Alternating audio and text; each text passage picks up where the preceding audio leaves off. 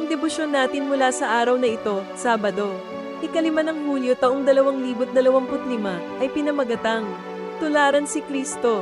Ito ay mula sa panulat ni Binibining Deborah Pierce, Massachusetts, USA.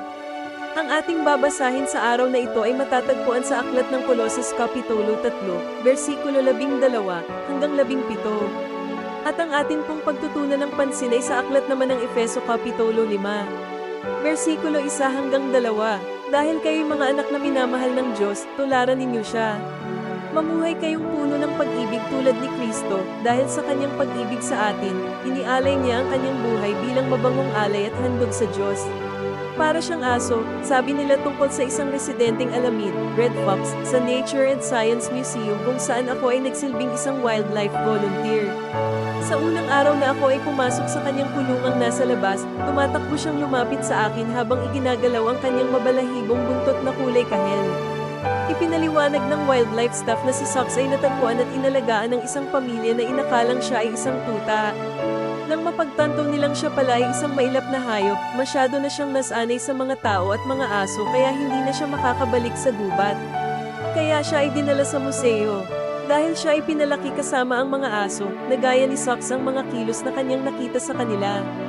Ang mga Kristiyano ay tinatawag na mga tumutulad sa Diyos.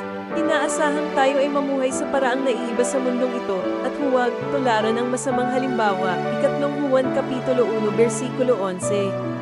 Bilang bagong mananampalataya kay Kristo noong 1996, natutunan kong ang pagtulad sa Diyos ay nangangailangan ng paglalaan ng oras sa panalangin kasama siya, pag-aaral ng banal na kasulatan, at pakikisalamuha sa mga kapwa mananampalataya na namumuhay sa pananampalataya. Hindi agad nagaya ni Sox ang aso, at hindi ko rin agad natutunang tularan ng Diyos. Ang pagtulad sa Diyos ay tuloy-tuloy na proseso na ginagabayaan ng banal na kasulatan at ng pamayan ng Kristiyano. Ang ating ipapanalangin ngayong araw ay ang mga bagong mananampalataya.